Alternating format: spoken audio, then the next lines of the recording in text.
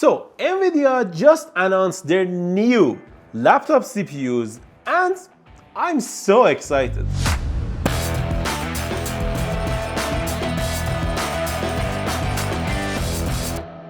Hey everyone and welcome back to Binosha Tech channel. I'm Amin Khaliqi and today we're gonna talk about the new Nvidia chipsets, Nvidia RTX Spark, or should I say N1X chipsets.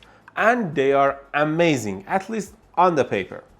I have one little concern about these kind of chipsets from Nvidia, which I will talk about later in the video.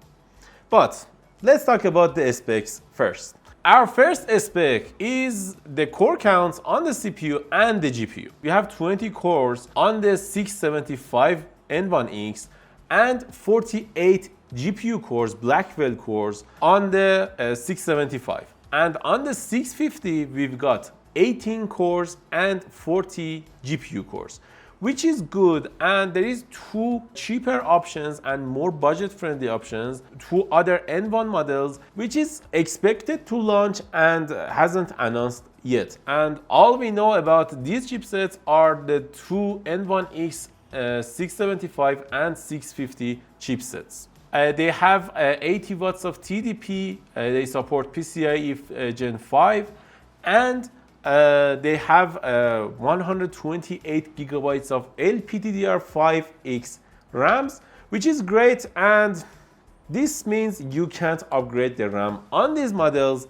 And I think they are on the SoC, and because of that, you can't upgrade them. These chipsets from Nvidia will be shipped from every manufacturer we know, like Asus on the ProArt lineup, like Dell on the XPS lineup, like HP on the OmniBook, Lenovo Yuga, Microsoft Surface Laptop Ultra, and MSI Prestige.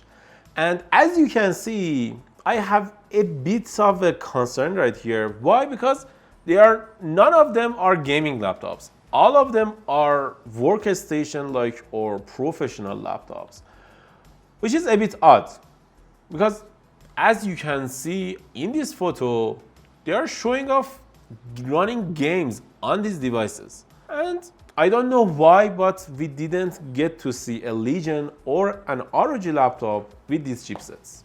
And I should say, after almost 6 years, this is the first Surface laptop I am excited for. I mean, just look at it. It has all the ports, all the things we've wanted from a Surface. A great design, a great display, a great battery life, a great haptic touchpad, and ports, my beloved SD card slot.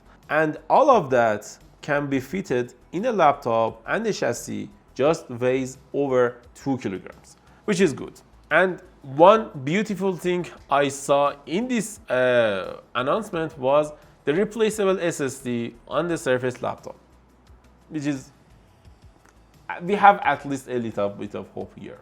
So why I was a bit concerned about these new chipsets? Agentic AI.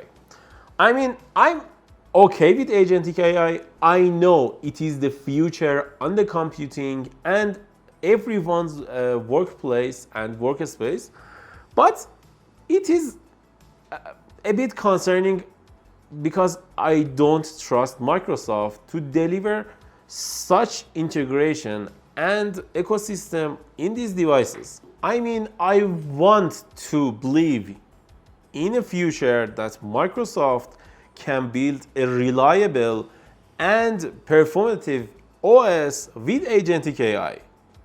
But as of now, I hate copilots like everyone else. And this is like something that we don't want to see on the new Copilot PCs. I don't want to hate my computer. As Dave 2D perfectly said on his video, that we don't want to see such problems like these days we have with our computers in the next 2 to 3 years with these laptops.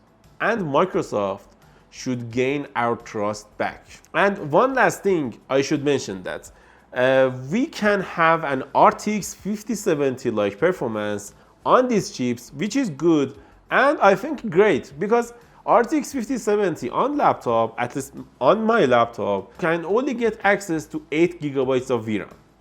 With the newer N1X chipsets, this chip can get access to 128 gigabytes of LPDDR5X RAM. It is not as fast as GDDR7, but at least it is 128 gigabytes, and there is a lot of potential here, which I like to see on my laptop. So, what do you think about the new RTX Spark and N1X chipsets? Do you like them? Would you buy a laptop with Nvidia chipset inside? Let me know in the comments below, and if you enjoyed watching this video, don't forget to like and subscribe. Bye.